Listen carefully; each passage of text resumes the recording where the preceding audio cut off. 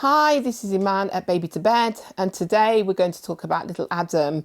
Adam's been suffering quite a lot. He's got a lot of discomfort, so I'm suspecting with the way things are going that he's got acid reflux. We've changed him on to a hydrolyzed milk as well because we're not sure if it can either be the acid reflux on its own or it can also be an allergy or an intolerance to milk.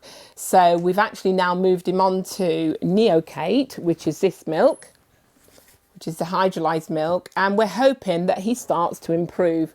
Now, what makes me believe Adam has got silent reflux is that when I go to burp him, instead of leaning him forward, which you would do with most babies, he automatically pushes himself back. So he's trying to get the acid away from here. So he pushes himself back a lot and he arches his back. And if you can see, it's almost like he's naturally arched back. So when I put him on my shoulder, rather than going into my shoulder, he's pushing himself back all the time. So when it comes to burping Adam, we have to really, really pat him hard. You know, none of this sort of gentle rub because it's not going to do anything. So I have to really, really, really pat him. Now, the thing about Adam is when it comes to drinking his milk, it's going to probably take a couple of weeks before he realises that this milk isn't causing him a problem, hopefully, because, as I say, we've changed his milk a couple of times. Now he's on this special hydrolyzed milk. We're hoping in the next few days it'll get better. But what was happening is Adam would take, say, 60 mils of milk, and then once he's got this air in him, he wouldn't take any more until he had a burp. Now, the problem with that is once he's burped and we've got rid of that burp, he wouldn't often go back onto the bottle again. So what you'd find is Adam's waking up more in the night because he can't get the intake in the day. And what I've discovered with a lot of babies with either an intolerance or reflux is what will happen is they'll take enough for survival in the day, but they'll make up for it in the night. And the reason why they drink bigger bottles in the night is because it's almost like you've given them a sleeping drug, okay? Adam's all nicely relaxed. He's at half asleep. He wakes up. You feed him while he's half asleep. So therefore he drinks more because it's like he's had a painkiller almost. So he drinks more when he's half asleep. And so therefore, sadly, what will happen then is a lot of doctors don't take you seriously when you say, oh, there's a problem, because Adam's not going to lose weight because he's going to make up those calories in the night. So in the day, he might only do 60 mils, but in the middle of the night, he'll do 120.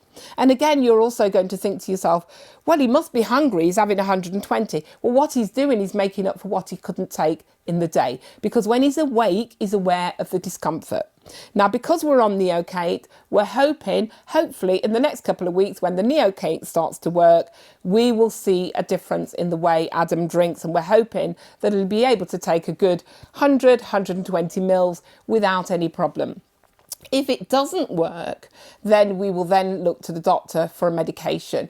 Years ago, I say years ago, not up until very recently, it would have been ranitidine. Now I've heard that ranitidin's banned, so it will probably be something like omeprazole. So I suspect that Adam will need a medication because he's really, really arched, okay? But at the moment, we've just changed the milk and we'll see how we go.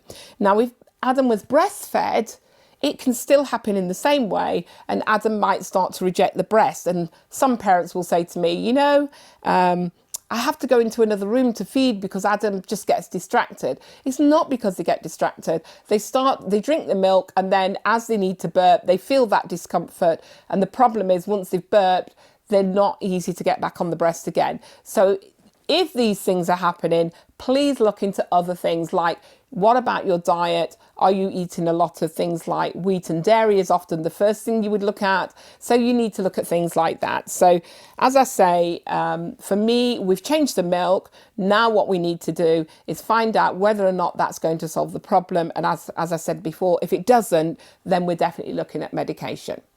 Anyway, if you like my videos, please subscribe to Baby to Bed, and then we will be hopefully producing a lot more on a lot more subjects. Thank you very much. Take care.